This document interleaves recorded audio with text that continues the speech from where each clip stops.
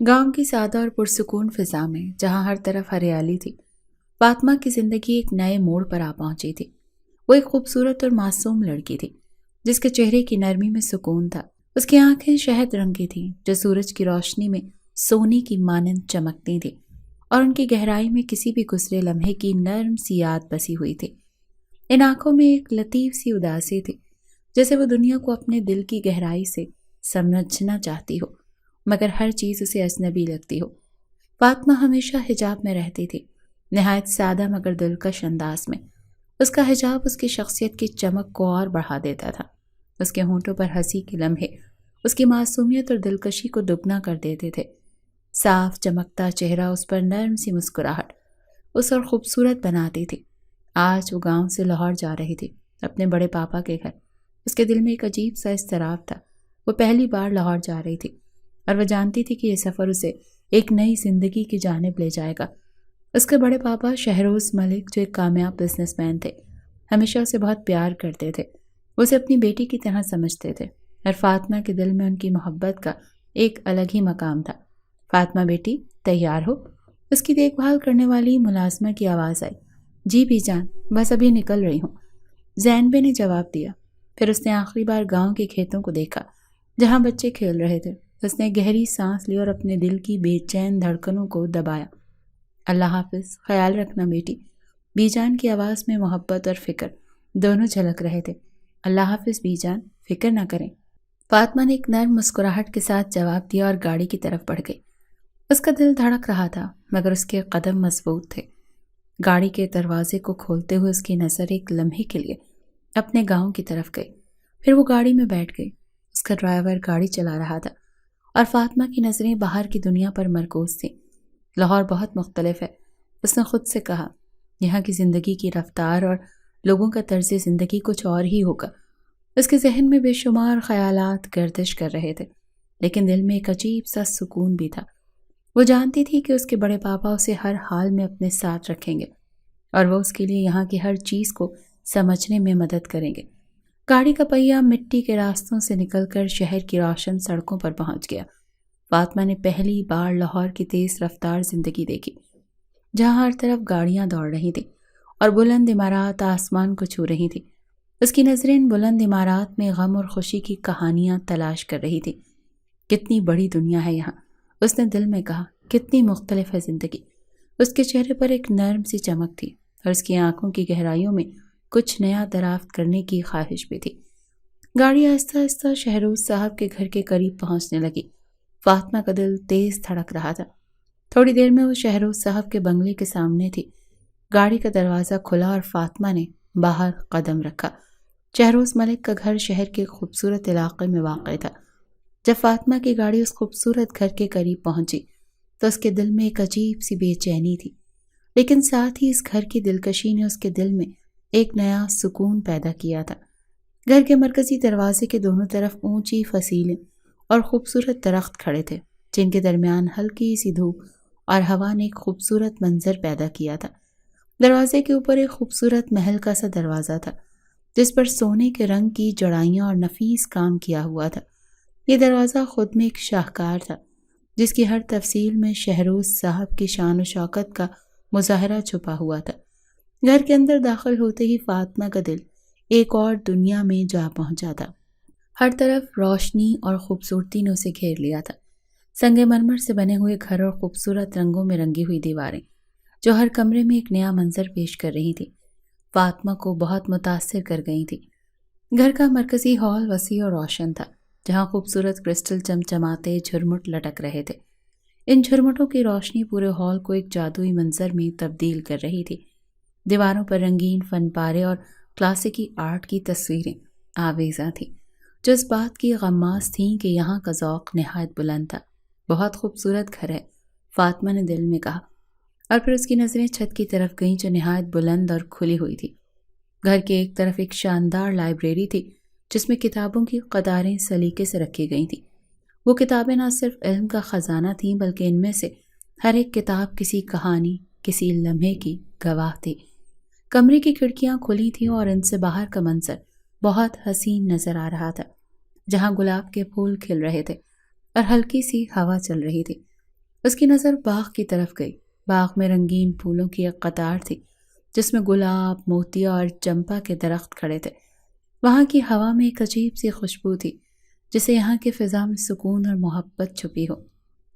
وہاں کھڑکیاں ملازمہ بولی، باغ شہروز صاحب نے خاص طور پر آپ کے لیے بنایا ہے تاکہ آپ کو گاؤں کی یاد نہ آئے اور آپ یہاں کا ماحول پسند کریں۔ فاطمہ نے مڑ کر شہروز صاحب کی ہال میں لگی بڑی سی تصویر کی طرف دیکھا اور اس کے چہرے پر ایک مدھم سی مسکراہٹ پھیل گئی۔ بڑے پاپا، آپ کا گھر بہت پیارا ہے اور یہاں کی ہر چیز میں محبت اور سکون کی جھلک ہے۔ یہ سب آپ کے لیے ہے بیٹی، جب تک آپ یہاں رہو گی آپ کو کبھی کوئی کمی نہیں ہوگی، ملازمہ نے نرمی سے جواب دیا۔ فاطمہ کا دل پگھل گیا تھا اور اس نے بے اختیار کہا، بڑے پاپا کہاں ہیں؟ وہ آفس گئے ہیں، بس تھوڑی دیر میں آتے ہی ہوں گے۔ آپ خوش ہیں نا؟ جی آنٹی، آپ کی مسکراہٹ اور خوشی ہمارے لیے اور شہروز صاحب کے لیے سب کچھ ہے۔ آ جاؤ بیٹی، بیٹھو، ملازمہ نے اپنی نرم آواز میں کہا۔ وہ دروازے کے قریب کھڑی تھی اور ان کے چہرے پر محبت اور تسلی کا عکس تھا۔ فاطمہ نے سر جھکایا اور ایک لمحے کے لیے اپنی گہری سانس لی، پھر وہ آگے بڑھی۔ اس کی آنکھوں میں ایک نرم سی چمک تھی۔ شہروز ملک کا گھر ایک خوبصورت شان و شوکت سے بھرا ہوا تھا جہاں ہر کمرہ اپنی الگ ہی دنیا کا نمونہ تھا۔ اس کے ٹی وی لاؤنج میں ایک پرسکون ماحول تھا جہاں دیواروں پر نرم رنگوں کا امتزاج اور نفیس فرنیچر رکھا گیا تھا۔ بڑی کھڑکیاں کھلی ہوئی تھیں جن سے باہر کا منظر دلکش نظارہ دکھائی دے رہا تھا۔ نیچے خوبصورت باغات اور رنگین پھولوں کے بستے ہوئے درخت جن میں ہلکی سی ہوا چل رہی تھی اس کمرے کی سادگی اور سکون میں مزید اضافہ کر رہے تھے۔ کمرے میں ایک بڑے سے صوفہ سیٹ تھا اور فاطمہ اس پر بیٹھی ہوئی تھی جس کی آنکھوں میں شہروز صاحب کا انتظار تھا۔ گاڑی کا ہارن آہستہ آہستہ سنا اور فاطمہ کی نظریں فوراً دروازے پر مرکوز ہو گئیں۔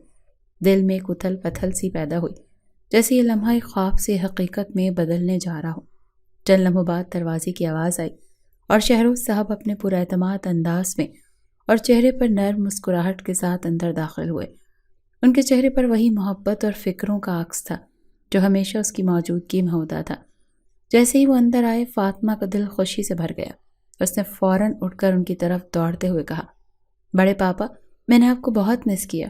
شہروز صاحب نے آتے ہی اسے اپنی آغوش میں لے لیا۔ فاطمہ نے سر جھکا کر ان کے سینے میں خود کو چھپایا۔ شہروز صاحب نے اسے اپنے سینے سے لگایا اور ماتھے پر پیار سے بوسہ دیتے ہوئے کہا، میں اپنی بیٹی کو بہت مس کیا، پر وہ مجھ سے ملنے ہی نہیں آتی تھی۔ فاطمہ کی آنکھوں میں نمی لیے بولی، پاپا آپ ناراض ہیں؟ نہیں میری گڑیا، میں اپنی پیاری سی بیٹی سے کیسے ناراض ہو سکتا ہوں؟ شہروز صاحب نے اس کی بات سنی اور اس کے چہرے پر محبت کی ایک نرم لہر دوڑ گئی۔ تم تو میری جان ہو۔ ان کی باتوں میں اتنی گہرائی اور محبت تھی کہ فاطمہ کا دل بھر آیا اور اس کی مسکراہٹ میں سکون تھا۔ پھر دونوں ٹی وی لاؤنج میں بیٹھ گئے، باتیں کرنے لگے۔ فاطمہ نے شہروز صاحب سے اپنی زندگی کی کئی باتیں شیئر کی اور شہروز صاحب نے اسے سنتے ہوئے ہنسی مذاق کیا، کبھی اسے تسلی دیتے ہوئے، کبھی ہنستے ہوئے۔ ان کی باتوں میں ایک خاص سکون تھا جو فاطمہ کے دل میں ایک محبت بھری لہر دوڑاتا تھا۔ وہ جانتی تھی کہ وہ لمحہ ہے جب وہ اپنے بڑے پاپا کے ساتھ اپنی زندگی کی ہر مشکل کو بھلا کر سکون پا سکتی ہے۔ اس کے بعد دونوں نے مل کر کھانا کھانے کے بعد شہروز صاحب نے اسے چائے پیش کی اور مسکرا کر کہا، بیٹا تمہیں کوئی چیز چاہیے تو مجھے بتانا۔ پھر انہوں نے اپنی آنکھوں میں دیکھتے ہوئے کہا، تمہاری مسکراہٹ میری زندگی کا سب سے بڑا انعام ہے۔ فاطمہ کا دل ایک خوبصورت سی لہر سے بھر گیا۔ اس کے والد کا بچپن میں انتقال ہو گیا تھا، پر اس کے بڑے پاپا نے اسے کبھی باپ کی کمی محسوس نہیں ہونے دی۔ اس نے آہستہ سے کہا، بڑے پاپا آپ کی محبت میری زندگی کا سب سے قیمتی خزانہ ہے۔ چائے پینے کے دوران شہروز صاحب نے مزید باتیں کی اور جیسے جیسے وقت گزرتا گیا فاطمہ کا دل خوشی سے لبریز ہوتا گیا۔ دونوں کے درمیان وہ رشتہ جو ایک والد اور بیٹی کے درمیان ہوتا ہے مزید گہرا ہوتا جا رہا تھا۔ کچھ دیر بعد شہروز صاحب نے فاطمہ کی تھکاوٹ محسوس کرتے پیار اور نرمی سے کہا، تم آرام کرو بیٹا، تھک گئی ہوگی۔ جی بڑے پاپا۔ فاطمہ نے دروازہ آہستہ سے بند کیا اور اپنے کمرے میں داخل ہوئی۔ کمرہ مکمل طور پر روشن تھا جہاں ایک نرم سی روشنی اس کے آرام دہ ماحول کو مزید خوبصورت بنا رہی تھی۔ دیواروں پر لگے ہلکے رنگوں میں رنگی ہوئی تصویریں جن میں قدرتی مناظر اور خوابوں کی جھلکیاں تھیں۔ اس کے کمرے میں ایک نرم بستر تھا جس پر سفید رنگ کا کمبل لگا ہوا تھا اور ساتھ ہی ایک چمکدار خوبصورت آئینہ تھا جو کمرے کی دلکشی میں اضافہ کر رہا تھا۔ فاطمہ نے دروازہ بند کرنے کے بعد اپنے حجاب کو آہستہ سے کھولا۔ جیسے اس نے حجاب کو سر سے اتارا، اس کی خوبصورت ریشمی کالے بال اس کی کمر پر بکھر گئے۔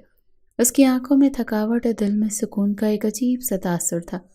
اس کے چہرے پر تھکاوٹ کے آثار تھے، مگر اس کی مسکراہٹ میں اتنی محبت اور سکون تھا کہ جیسے تمام تھکاوٹ ہوا ہو گئی ہو۔ فاطمہ کی شخصیت کی سب سے خاص بات اس کی سادگی میں چھپی ہوئی خوبصورتی تھی۔ اس کی خوبصورتی وہ تھی جو ہر کسی کی توجہ اپنے آپ کھینچ لیتی تھی، لیکن وہ اس سے بے خبر تھی۔ اس کی آنکھوں میں ایک سکون تھا جیسے دنیا کی تمام تکالیف نے اسے اپنے اندر سمیٹ لیا ہو۔ وہ ایک خوبصورت مسکراہٹ کے ساتھ زندگی کا سامنا کرتی تھی۔ فاطمہ کی آنکھیں بے حد خوبصورت تھیں، گویا ان میں کوئی جادو تھا، ہر ایک کو اپنی طرف کھینچتی ہوئی، گہری اور روشن جیسے کالی رات میں چاند کی روشنی۔ اس کا چہرہ بے حد نرم اور نازک تھا، جیسے کسی فنکار نے بڑی محنت سے اس کا نقشہ تیار کیا ہو۔ اس کی جلد چاندنی کی مانند نرم اور صاف تھی، جس پر ہر زاویہ خوبصورتی کی ایک نئی جہت اجاگر کرتا تھا۔ اس کی مسکراہٹ میں ایک عجیب سی دلکشی چھپی ہوئی تھی، جو جب بھی کسی کی نظر پڑتی وہ اسی لمحے میں معصومیت اور سکون کی دھوپ کی طرح پھیل جاتی تھی۔ آج کا دن اس کے لیے تھکا دینے والا تھا، اور وہ جب کمرے میں آئی تو اس کی تھکاوٹ اس کے چہرے پر واضح تھی، لیکن اس کے باوجود اس کی خوبصورتی میں کوئی کمی نہیں آئی۔ فاطمہ نے گہری سانس لی اور پھر آہستہ آہستہ آئینے میں اپنے چہرے کو دیکھا۔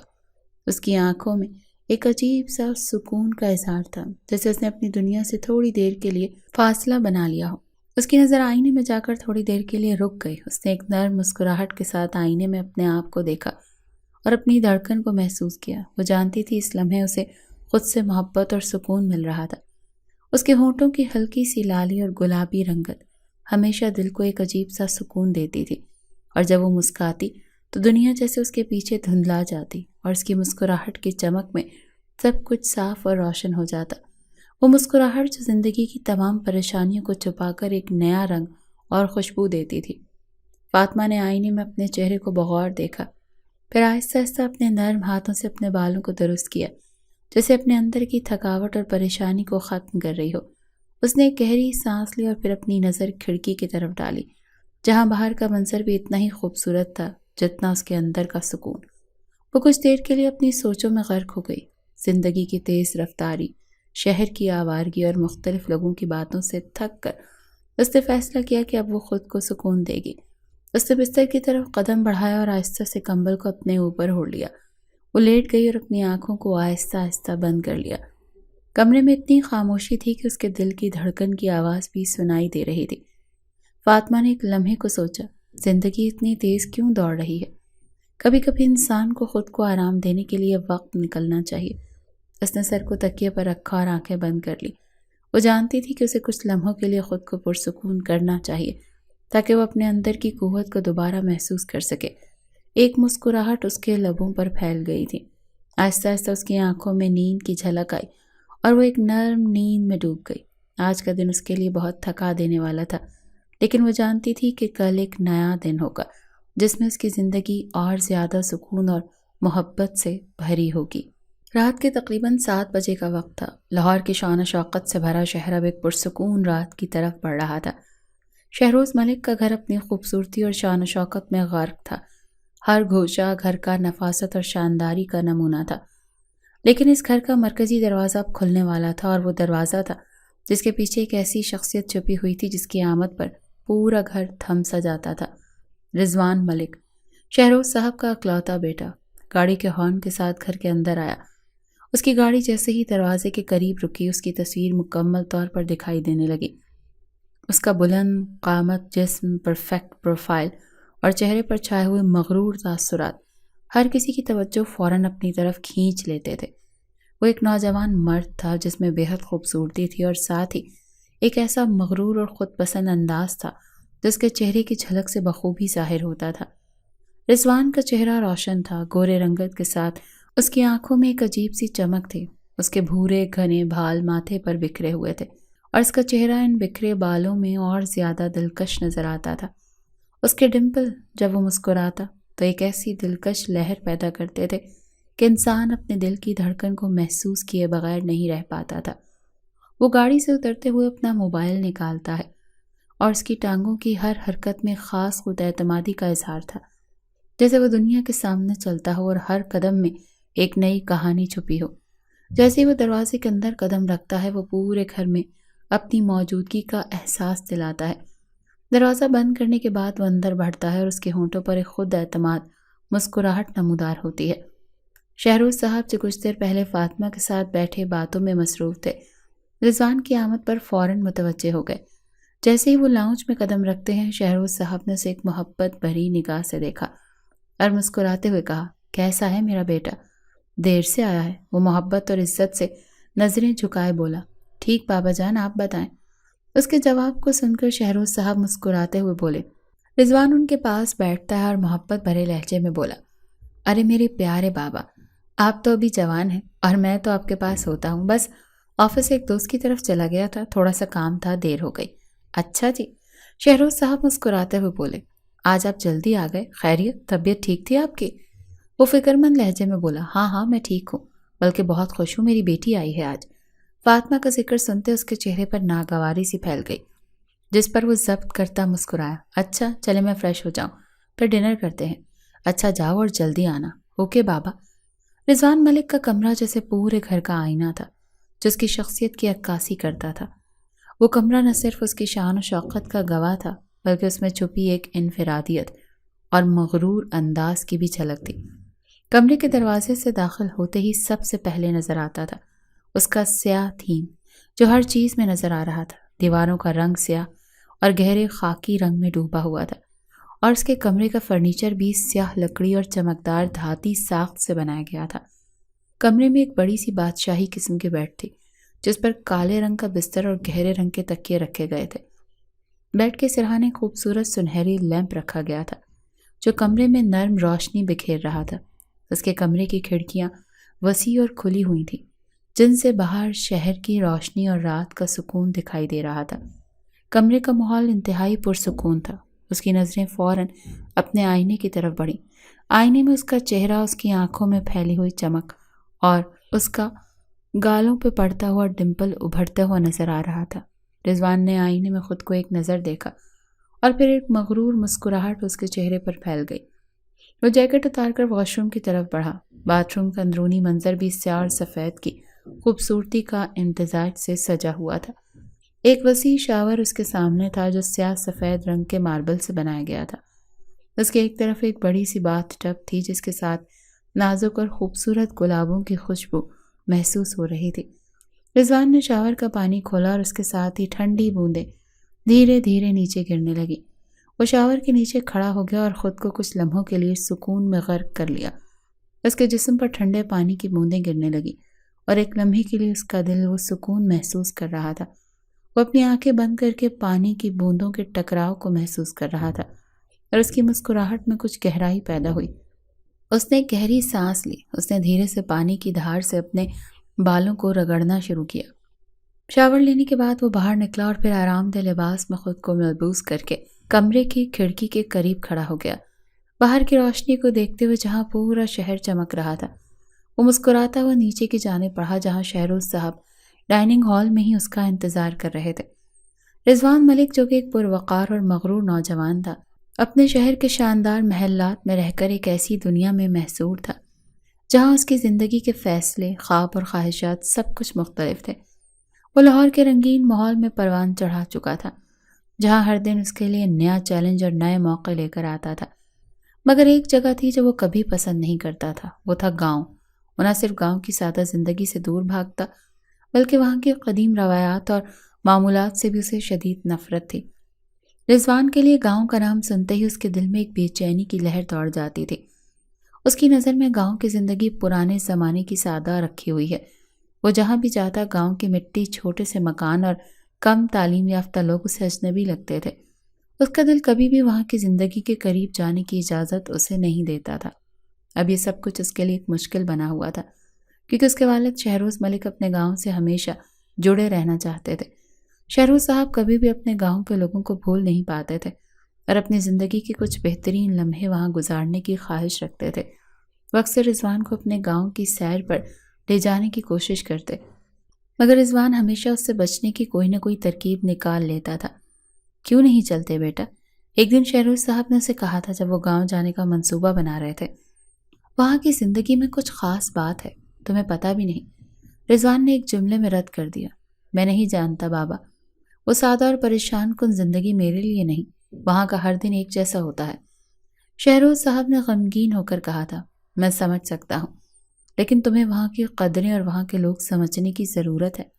رضوان نے خاموشی سے سر ہلایا اور پھر نرمی سے کہا تھا، میں آپ کو نہیں دکھا سکتا پر بابا جان، لیکن آپ جہاں کہیں بھی جائیں میں ہمیشہ آپ کے ساتھ ہوں۔ لیکن اس کی آنکھوں میں ایک سرد سی خاموشی چھپی ہوئی تھی جو اس کے دل کی سچائی کو ظاہر کرتی تھی۔ رضوان کا دل گاؤں اور وہاں کے لوگوں سے نہ صرف ناپسند تھا، بلکہ وہ اپنے والد سے محبت کے باوجود گاؤں کے حوالے سے کبھی سمجھوتا نہیں کرتا تھا۔ وہ جانتا تھا کہ شہروز صاحب کے دل میں گاؤں کی محبت ہے، وہاں ان کا آبائی گھر ہے جہاں ان کی جان سے پیاری بھتیجی رہتی ہے، لیکن اس کے لیے وہ ایک ایسا غیر ضروری بوجھ تھا جسے اسے ہر حال میں برداشت کرنا تھا۔ پھر ایک دن فاطمہ کا ذکر آیا۔ فاطمہ شہروز صاحب کو بیٹیوں کی طرح عزیز تھی، رضوان کے لیے ہمیشہ ایک اجنبی سی شخصیت بنی رہی تھی۔ وہ بہت سادہ لڑکی تھی اور رضوان کے خیال میں اس کی سادگی اور بے تکلفی اس کے لیے اور ایک تکلیف تھی۔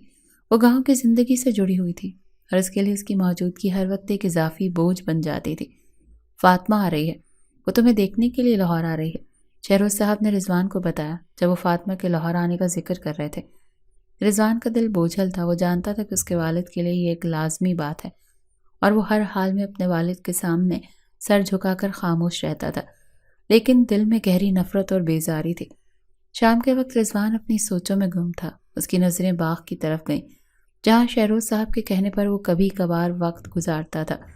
شہروز صاحب کی محبت اس کے لیے گہرے سمندر کی طرح تھی اور وہ جانتا تھا کہ اپنے والد کی چاہت کو رد نہیں کر سکتا تھا، مگر وہ ہر لمحہ اپنے دل میں یہ طے کر رہا تھا کہ اس کے لیے گاؤں کی زندگی اور فاطمہ کی سادگی کبھی بھی اس کی دنیا کا حصہ نہیں بن سکتے۔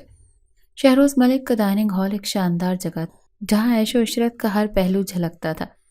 دیواروں پر رنگین اور نفیس پینٹنگز لگی ہوئی تھی اور فرنیچر بڑے ذوق سے چنا گیا تھا۔ کمرے کے درمیان میں ایک وسیع اور خوبصورت چمکدار ڈائننگ ٹیبل رکھا گیا تھا جس پر لذیذ کھانوں کی خوشبو پھیل رہی تھی۔ نرم روشنی والے لیمپ کی مدھم روشنی پورے کمرے میں سکون بھرا ماحول پیدا کر رہی تھی۔ ٹیبل کے ارد گرد نشستیں خوبصورت کشن سے سجی ہوئیں اور شہروز صاحب اور فاطمہ اس پر بیٹھے باتیں کرتے ہوئے کھانا کھا رہے تھے۔ رضوان نے کمرے کا دروازہ آہستہ سے کھولا اور اندر قدم رکھا۔ اس کے قدموں کی آواز پر شہروز صاحب نے سر اٹھایا اور مسکراتے ہوئے کہا، آ گئے تم بیٹا، آؤ بیٹھو۔ فاطمہ کی آنکھوں میں ایک نرم سی چمک تھی اور وہ بھی رضوان کی طرف مسکرا کر دیکھ رہی تھی، مگر اس کی مسکراہٹ میں کچھ ایسا تھا جو رضوان کے دل میں چبھ رہا تھا۔ جب رضوان نے فاطمہ کو دیکھا تو ایک جلی ہوئی چمک اس کی آنکھوں میں آئی۔ فاطمہ کی معصومیت، سادگی اور وہ مسکراہٹ جو اس کے چہرے پر تھی رضوان کو بہت عجیب سی لگ رہی تھی۔ وہ اسے اپنے برابر میں نہیں دیکھنا چاہتا تھا، نہ اس سے بات کرنا چاہتا تھا، لیکن اس نے اپنے تاثرات کو چھپا لیا۔ شہروز صاحب مسکراتے ہوئے بولے، ہم تمہارا ہی انتظار کر رہے تھے بیٹا، آؤ بیٹھو۔ رضوان نے ایک سرد مسکراہٹ اپنے چہرے پر سجائی اور بغیر کچھ کہے خاموشی سے اپنے والد کے پاس بیٹھ گیا۔ اس کی نظریں فاطمہ کی طرف تھیں جو اسے بار بار دیکھنے کی کوشش کر رہی تھی، مگر رضوان کی سخت نظروں سے بچنے کی بھی کوشش کر رہی تھی۔ وہ اس کے چہرے پر واضح طور پر خوف دیکھ سکتا تھا۔ کھانے کی پلیٹ سامنے رکھی گئی اور رضوان نے فوراً کھانا شروع کیا، مگر اس کے دل میں ایک عجیب سی بے چینی تھی۔ وہ جانتا تھا کہ شہروز صاحب کی محبت ہمیشہ اس کے لیے تھی، مگر وہ محسوس کرتا تھا کہ اس محبت کو فاطمہ کے سامنے تقسیم ہونا نہیں چاہیے۔ اس کا دل اس بات کو قبول کرنے کے لیے تیار نہیں تھا کہ وہ اپنے والد کی توجہ کسی اور کو دے۔ فاطمہ، یہ کھانا بہت مزیدار ہے، میں نے خود بنایا تھا، شہروز صاحب نے فاطمہ کی طرف محبت سے دیکھتے ہوئے کہا اور پھر رضوان کی طرف نظر ڈالی۔ بیٹا تم بھی کچھ کہو، یہ کھانا تو تمہیں بہت پسند آیا ہے نا؟ رضوان نے ایک اور مسکراہٹ دی اور کہا، ہاں جی بابا، بہت اچھا ہے۔ لیکن اس کی نظریں فاطمہ کی طرف دوبارہ اٹھیں اور فوراً واپس مڑ گئیں۔ اس کا دل کیسا بوجھل ہو گیا تھا۔ وہ چاہتا تھا کہ وہ فاطمہ کی مسکراہٹ نہ دیکھے، اس کی معصومیت نہ دیکھے اور نہ ہی وہ شہروز صاحب کی محبت میں شریک ہو۔ فاطمہ کے چہرے پر مسکراہٹ تھی، لیکن وہ جانتی تھی رضوان کی خاموشی میں کچھ تھا جو وہ نہیں سمجھ پا رہی تھی۔ رضوان کے چہرے پر آنے والی ہر مسکراہٹ میں ایک غصہ چھپا ہوا تھا اور وہ جانتی تھی رضوان کتنی زیادہ نفرت سے دیکھ رہا تھا۔ آپ بہت اچھے ہیں بابا جان، اور کھانا بہت مزے کا ہے، فاطمہ نے کمزور سی آواز میں کہا، رضوان کی طرف نظر ڈالی اور پھر فوراً ہی اپنی نظر نیچی کر لی۔ رضوان نے اس کی طرف غصے سے دیکھا، جیسے وہ ایک لمحے کے لیے اس کے قریب آنا بھی نہ چاہتا ہو۔ اس کی آنکھوں میں غصہ تھا اور دل میں ایک عجیب سی اداسی، جیسے وہ کبھی بھی فاطمہ کو اپنے والد کے پیار کا حق نہیں دے سکتا تھا۔ شہروز صاحب نے اس کی آنکھوں کی سچائی نہیں دیکھی، کیونکہ وہ اسے ہمیشہ اپنے بیٹے کی محبت کی نظر سے ہی دیکھتے تھے۔ وہ جانتے تھے کہ رضوان کا دل ہمیشہ ان کے ساتھ ہوتا ہے، لیکن وہ اس بات سے انجان تھا کہ ان کی محبت میں ایک اجنبی سی لڑائی چھپ رہی تھی، ایک ایسی لڑائی جو رضوان کے دل میں دبی ہوئی تھی۔ کھانے کے دوران شہروز صاحب اور فاطمہ نے مزید باتیں کی، ہنسنے اور ایک دوسرے کی باتوں میں مشغول ہو گئے، مگر رضوان خاموش رہا۔ اس کا دل کبھی کبھی گڑبڑ ہو جاتا تھا اور وہ چاہتا تھا کہ سب کچھ ختم ہو جائے۔ وہ خود اپنے والد کی توجہ کا حقدار تھا اور اسے یہ احساس دلانا چاہتا تھا کہ وہ کبھی بھی کسی اور کو اپنے قریب نہیں آنے دے۔ کھانے کے بعد فاطمہ نے اٹھ کر چائے بنانے کے لیے کچن کی طرف قدم بڑھایا اور شہروز صاحب نے رضوان کی طرف مسکراتے ہوئے کہا، تم دونوں کے ساتھ باتیں کرنا چاہیے، تمہارا رشتہ اور گہرا ہوگا بیٹا۔ رضوان نے سر ہلایا، لیکن اس کی آنکھوں میں کچھ اور ہی تھا۔ ہاں جی بابا جان، وقت کے ساتھ ساتھ سب کچھ بہتر ہو جائے گا۔ لیکن اس کی آواز میں اتنی سختی تھی کہ وہ خود بھی نہیں جانتا تھا کہ یہ صرف وقت کی بات ہے۔ جب تک وہ اپنے دل کی بات نہ کہے گا، اس کی یہ خاموشی نفرت کبھی ختم نہ ہوگی۔ شہروز ملک کا گھر ہمیشہ کی طرح شان و شوکت سے سجا ہوا تھا۔ ان کے کمرے کی کھڑکیاں کھلی ہوئی تھیں اور باہر کی ہوا میں خوشبوئیں کھل کر آ رہی تھیں۔ آج رات کا منظر کچھ خاص تھا، کیونکہ رضوان ملک اپنی پسندیدہ پارٹی کے لیے تیار ہو رہا تھا۔ ہر چیز ترتیب سے رکھی ہوئی تھی اور دیواروں پر سیاہ رنگ کی پینٹنگز نے کمرے کو ایک منفرد جمالیاتی جاذبیت دی تھی۔ کمرے میں ایک خوبصورت کرسی پر بیٹھا رضوان اپنی پارٹی کے لیے تیار ہو رہا تھا۔ اس نے بلیک جینز کے ساتھ وائٹ ٹی شرٹ پہنی تھی، جس پر سیاہ جیکٹ کا اضافہ تھا۔ اس کا ہر لباس، ہر انداز اس کی خود اعتمادی اور مغرور شخصیت کو واضح کر رہا تھا۔ وہ آئینے میں خود کو دیکھ رہا تھا اور بالوں کو سیٹ کرتا مسکرایا۔ اسی دوران شہروز صاحب کی آواز آئی، رضوان۔ شہروز صاحب نے کمرے کے دروازے سے آواز دی۔ رضوان نے ایک نظر دروازے کی طرف دیکھا، پھر آرام سے جواب دیا، جی بابا جان۔ شہروز صاحب کمرے میں داخل ہوئے اور ان کی آنکھوں میں ہمیشہ کی طرح محبت اور فکر کی جھلک تھی۔ وہ رضوان کو اس انداز میں دیکھتے ہوئے ہنسے اور بولے، کہاں جا رہے ہو؟ رضوان نے ایک طرف رخ کر کے کہا، پارٹی میں جا رہا ہوں بابا جان۔ شہروز صاحب مسکراتے ہوئے بولے، اچھا، فاطمہ کو بھی ساتھ لے جاؤ، جب سے آئی ہے کہیں باہر نہیں گئی، گھر میں بور ہو جاتی ہے، تھوڑا فریش فیل کرے گی باہر جا کر۔ رضوان کا چہرہ ایک لمحے کے لیے سنجیدہ ہو گیا اور اس کے اندر ایک عجیب سا غصہ اٹھنے لگا۔ اس نے گہری سانس لی اور اپنے غصے کو روکنے کی کوشش کی۔ وہ جانتا تھا کہ شہروز صاحب کی بات کا کوئی برا مقصد نہیں ہے، لیکن پھر بھی وہ کبھی فاطمہ کو اپنی زندگی کا حصہ نہیں سمجھتا تھا۔ فاطمہ؟ اس نے سوالیہ انداز میں کہا، بابا جان، وہ کہیں خود ہی کہیں نہیں جاتی۔ شہروز صاحب نے اسے نرم لہجے میں کہا، وہ تو ٹھیک ہے، پر تم اسے لے کر جاؤ تو کچھ پتہ چلے نا کہ اسے بیٹا، تمہیں پتہ ہے نا فاطمہ ابھی نئے ماحول میں ہے اور تمہاری وجہ سے ہی وہ تھوڑی دیر باہر جا سکتی ہے۔ تم اسے لے جاؤ، کچھ باتیں ہو جائیں گی۔ رضوان نے گہری سانس لی اور پھر مسکرا کر کہا، بابا جان، آپ ہمیشہ اسے اہمیت دیتے ہیں اور مجھے لگتا ہے کہ فاطمہ کو اپنی زندگی کے فیصلے خود کرنے چاہیے۔ آپ اس سے پوچھ لیں، اگر وہ جانا چاہتی ہے تو مجھے کوئی مسئلہ نہیں۔ ٹھیک ہے بیٹا۔ وہ خاموشی سے اپنی جیکٹ اٹھا کر دروازے کی طرف بڑھا۔ میں باہر ویٹ کر رہا ہوں بابا جان، اس نے گہری سانس لیتے ہوئے کہا۔ شہروز صاحب نے اسے محبت بھری نظروں سے دیکھا اور کہا، اچھا بیٹا، میں اسے بھیجتا ہوں۔ رضوان نے سر ہلایا اور دروازے سے باہر نکل گیا۔ دل میں ایک غصہ اور الجھن کا بادل چھایا ہوا تھا۔ وہ جانتا تھا کہ زندگی میں بہت ساری باتیں ہیں جنہیں وہ چاہ کر بھی مکمل طور پر نظر انداز نہیں کر سکتا۔ رات کا وقت تھا اور چاند کی نرمی روشنی میں گھر کی بڑی کھڑکیاں کھلی ہوئی تھیں، جو پورے کمرے میں سکون سا ماحول پیدا کر رہی تھی۔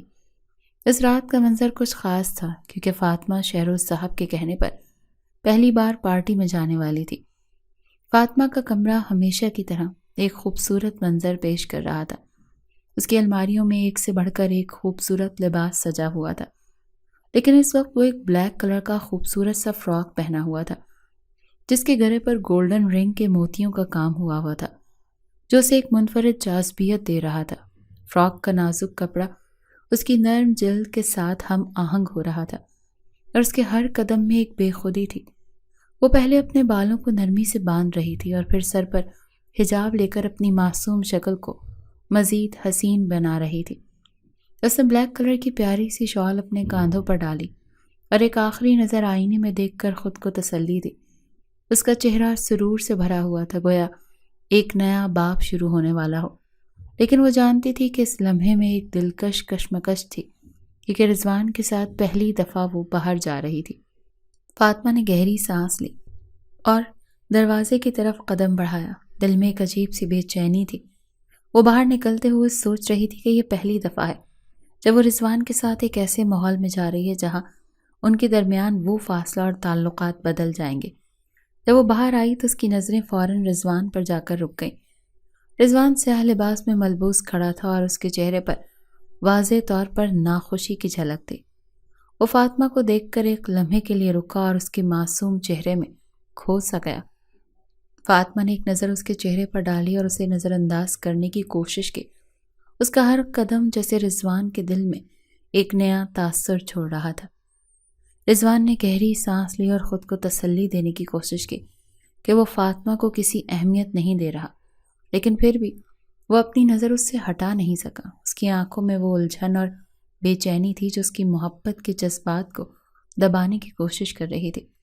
وہ جانتا تھا کہ وہ فاطمہ سے نفرت کرتا ہے، مگر پھر بھی اس کی معصومیت اور حسن نے اس کے دل میں ایک عجیب سا احساس جگا دیا تھا۔ فاطمہ نے جلدی سے اس کی جانب رخ کیا اور اپنا رخ شہروز صاحب کی طرف موڑ دیا، جیسے وہ خود کو رضوان سے دور کر رہی ہو۔ وہ جانتی تھی کہ اس کا وجود اس کے لیے کسی اہمیت کا حامل نہیں تھا، نہ ہی وہ کبھی رضوان کے ساتھ کسی تعلق میں آنا چاہتی تھی۔ شہروز صاحب نے فاطمہ کو دیکھ کر مسکراہٹ کے ساتھ کہا، چلو جاؤ، دیر ہو رہی ہے۔ فاطمہ نے نرمی سے کہا، جی بڑے پاپا۔ پھر وہ دونوں پارٹی کے لیے روانہ ہو گئے، لیکن فاطمہ کے ذہن میں رضوان کا خیال مسلسل گونج رہا تھا۔ وہ جانتی تھی کہ وہ اسے پسند نہیں کرتا، لیکن اس کی معصومیت کے باوجود اس کے ساتھ ایک نامعلوم کشمکش کی فضا تھی۔ پارٹی کا ماحول رنگین اور خوشگوار تھا۔ روشنیوں سے سجے کمرے میں خوشبوؤں کی جھرمٹ اور ہنسی مذاق کی آوازیں گونج رہی تھیں۔ ہر طرف خوشبو اور رنگ بکھر چکے تھے اور لوگ گھومتے پھرتے گپ شپ کرتے نظر آ رہے تھے۔ رضوان جب پارٹی میں داخل ہوا تو اس کا ہر قدم تقریباً سب کی نظریں اپنی طرف متوجہ کر رہا تھا۔ وہ ہمیشہ کی طرح بہترین نظر آ رہا تھا۔ Black jeans, white T shirt اور بلیک جیکٹ میں ملبوس وہ ایک مکمل اور خود اعتمادی سے بھرپور شخصیت کا مالک تھا۔ وہ اپنے دوستوں کی جانب بڑھا جو اسے آتا ہوا دیکھ چکے تھے۔ چند لمحوں میں ہی رضوان اپنے دوستوں کے درمیان گھل مل گیا اور پارٹی کے ماحول میں گم ہو گیا۔ فاطمہ جو رضوان کے ساتھ آئی تھی کچھ دیر کے لیے خاموش اور الگ تھلگ کھڑی رہی۔ وہ پارٹی کے شور و گل میں خود کو بے معنی اور اجنبی محسوس کر رہی تھی۔ فاطمہ کی نظریں دروازے سے باہر کی طرف چلی گئیں جہاں خوبصورت چاندنی رات کا منظر دکھائی دے رہا تھا۔ فاطمہ نے اپنی نظریں پھر اندر کی طرف دوڑائیں اور رضوان کو اپنے دوستوں کے درمیان دیکھ تھوڑا سا احساس کمتری محسوس کیا۔ وہ جانتی تھی کہ یہاں وہ ایک اجنبی ہے اور رضوان کا رویہ بھی ہمیشہ سرد اور دور رہا ہے۔ وہ چاہ کر بھی اس کے دوستوں میں گھل مل نہیں سکتی تھی۔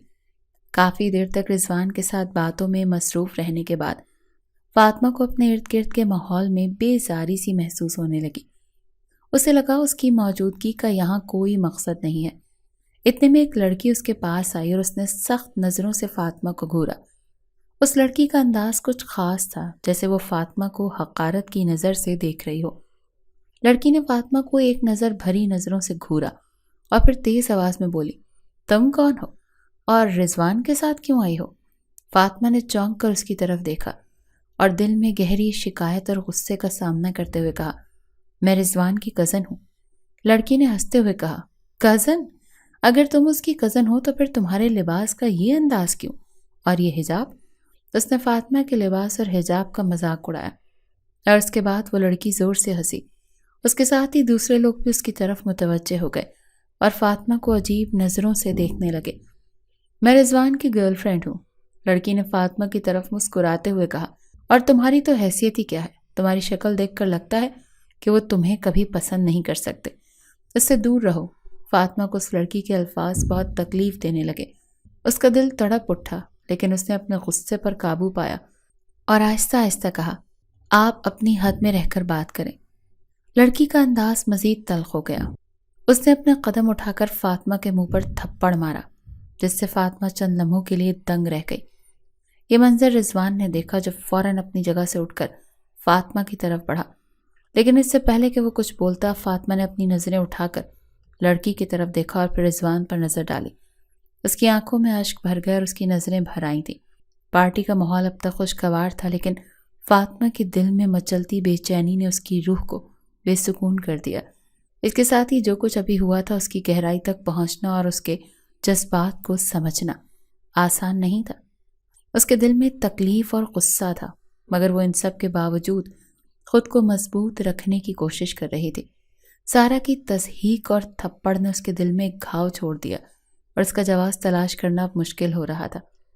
فاطمہ کا دم گھٹ رہا تھا اور وہ مزید برداشت نہیں کر سکی، اسی لیے روتی ہوئی وہاں سے باہر کی طرف بھاگی۔ پارٹی کے شور شرابے اور ہنسی کی آوازیں دور ہوتی جا رہی تھیں اور فاطمہ کے دل کی حالت مزید خراب ہوتی جا رہی تھی۔ باہر کی ٹھنڈی ہوا نے اس کے چہرے پر آ کر اسے سکون دیا، مگر دل کی گہرائیوں میں ایک کرب تھا جسے رونے کی اجازت نہیں دے رہا تھا۔ اچانک اس کے پیچھے سے آواز آئی، فاطمہ۔ وہ آواز کسی اور کی نہیں بلکہ رضوان کی تھی۔ اس کے قدم تیز ہو گئے، اس کے دل کی دھڑکن تیز تر ہو گئی۔ اس نے پیچھے مڑ کر نہیں دیکھا اور تیز قدموں سے دروازے کی طرف بڑھنے لگی، جیسے اس تکلیف دہ لمحے سے بچنا چاہتی ہو، لیکن رضوان اسے ایک قدم پیچھے نہیں ہٹ رہا تھا اور پھر وہ اسے پکڑنے میں کامیاب ہو گیا۔ اس نے فوراً فاطمہ کا بازو پکڑا اور اس کی جانب متوجہ کرتے ہوئے بولا، کہاں جا رہی ہو؟ اس کا لہجہ نرم تھا۔ جہنم میں جا رہی ہوں، وہ روتے ہوئے بولی۔ فاطمہ کی آنکھوں میں اشکوں کے جھرمٹ تھے۔ وہ اس کے ہاتھ سے اپنا ہاتھ چھڑانے کی کوشش کر رہی تھی۔ چھوڑو مجھے رضوان، مجھے جانے دو۔ اسی لمحے سارا نے آ کر فاطمہ کے راستے کو روک لیا اور رضوان کا بازو پکڑتے طنز کرتے ہوئے کہا، یہ لڑکی تمہاری کیا لگتی ہے؟ رضوان کا غصہ اب ساتویں آسمان پر پہنچ چکا تھا۔ اس نے سارا کا ہاتھ جھٹکتے ہوئے غصے سے کہا، تمہاری ہمت کیسے ہوئی اس پر ہاتھ اٹھانے کی؟ سارا نے غصے سے کہا، تمہاری کزن ہے یا کچھ اور؟ وہ خفا تھی اور رضوان کا رد عمل اسے پسند نہیں آیا۔ Shut up, just shut up, Rizwan نے غصے سے دھاڑتے ہوئے کہا، آئندہ مجھے تمہاری شکل نہیں دکھانا، دفع ہو جاؤ یہاں سے ورنہ تمہارا قتل کر دوں گا۔ اور اس کے ساتھ ہی اس نے سارا کو سخت نظروں سے گھوم کر فاطمہ کی طرف دیکھا۔ وہ اس کی گہری نظریں دیکھ کر سٹ پٹائی اور پھر اس کا چہرہ نم ہوا۔ رضوان کے اندر جو غصہ تھا وہ ایک طوفان کی طرح تھا، لیکن اس کی آنکھوں میں ایک نرم گوشہ تھا جو فاطمہ کے لیے تھا۔ فاطمہ، رضوان نے ایک آخری بار اسے پکارا۔ مجھے گھر جانا ہے، فاطمہ نے سر جھکایا اور بے بسی کے ساتھ کہا۔ ٹھیک ہے چلو۔ رضوان کے چہرے پر غصہ اور پریشانی کی جھلک نظر آئی۔ اس نے سر کو جھکایا اور پھر فوراً باہر کی طرف بڑھا۔ اس کے قدموں کی آواز دور تک سنائی دی۔ فاطمہ نے اپنے قدموں کو تھام لیا اور پھر اس کی نظر سارا پر پڑی۔ وہ ابھی بھی سٹ پٹائی ہوئی تھی اور اس کی آنکھوں میں اکتاہٹ اور غصہ واضح تھا۔ سارا نے اپنی جگہ پر کھڑے رہ کر فاطمہ کی طرف ایک آخری نظر ڈالی اور پھر رضوان کو غصے سے دیکھتے ہوئی چلی گئی۔ فاطمہ نے گہری سانس لی اور اپنے جذبات کو سمیٹتے ہوئے خود کو تسلی دینے کی کوشش کی، لیکن اس کا دل ابھی بھی ٹوٹا ہوا تھا اور اس کے ذہن میں رضوان کی باتیں اور سارا کی تضحیک گونج رہی تھی۔ رات کا سناٹا، خاموشی میں ڈوبی ہوئی ایک سرد ہوا اور چاند کی مدھم روشنی، سب کچھ جیسے ایک بادل کے نیچے چھپ گیا تھا۔ رضوان اپنے کمرے میں بے چینی سے ٹہل رہا تھا۔ 2 ماہ پہلے کی وہ رات جب فاطمہ کے ساتھ پارٹی میں جو کچھ ہوا وہ ابھی تک اس کے دماغ میں گونج رہا تھا۔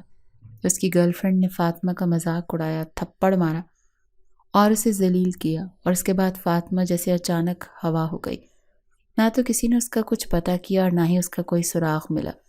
رضوان کا دل پگھل چکا تھا۔ وہ فاطمہ سے نفرت کرتا تھا، لیکن یہ نفرت جلد ہی محبت میں بدل گئی جب اس نے سنا کہ اس کے والد شہروز صاحب نے فاطمہ کی شادی کسی ملازم سے کر دی تو اسے جیسے دنیا کا دھچکا لگا۔ وہ فاطمہ کو ہر حال میں حاصل کرنا چاہتا تھا، چاہے اس کے لیے اسے کچھ بھی کرنا پڑے۔ وہ رات کو دیر تک اپنی سوچوں میں غرق تھا جب اچانک نیچے لان میں کسی کی حرکت نظر آئی۔ اس کی آنکھوں میں جیسے روشنی دوڑ گئی۔ وہ فوراً کمرے سے باہر نکلا اور لان کی طرف بڑھا۔ فاطمہ، رضوان نے پکارا، لیکن وہ جیسے فاطمہ کی موجودگی کا یقین کر رہا تھا۔ پھر بھی اس کے قدم تیز ہو گئے۔ اس کا دل دھڑک رہا تھا اور اس کے دماغ میں یہی خیال آ رہا تھا، کہ وہ ہر صورت میں فاطمہ کو واپس لے آئے گا، اس کی زندگی کی سب سے بڑی خواہش بن چکا تھا۔ لان میں قدم رکھتے ہی اس کی نظر ایک درخت کے پیچھے پڑی۔ درخت کے پیچھے کسی کی موجودگی واضح تھی۔ وہ فوراً اس طرف بڑھا، لیکن جیسے ہی فاطمہ نے رضوان کی موجودگی محسوس کی، وہ فوراً دوڑ کر درخت کے پیچھے چھپ گئی۔ رضوان کا دل جیسے رک گیا تھا، اس کے جسم میں ایک جلن سی محسوس ہوئی۔ وہ تیزی سے فاطمہ کے پیچھے دوڑنے لگا۔ فاطمہ اسی گھر میں چھپی ہوئی تھی، پر رضوان کو دیکھ کر ڈر گئی تھی۔ فاطمہ، اس نے پکارا، لیکن فاطمہ رکنے کا نام نہیں لے رہی تھی۔ رضوان اس کے قریب پہنچا اور ایک جھٹکے سے اس کا ہاتھ پکڑ لیا۔